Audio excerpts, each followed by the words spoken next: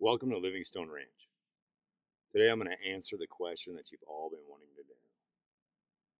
How do the Tibetan nomads stay warm on the Tibetan Plateau when they're taking their herds of yaks across there? It's over 14,000 feet. There's no wood. There's not much to burn. Yak poop.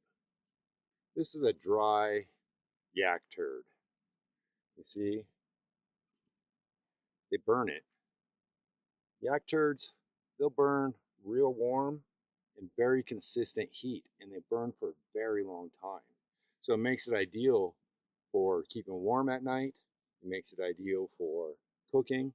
All in all, it's just a great fuel source for them. So if you're tired of paying your expensive utility bills, maybe get a yak. This will keep you warm all winter. That's your Yak Fact for today. Thank you for watching.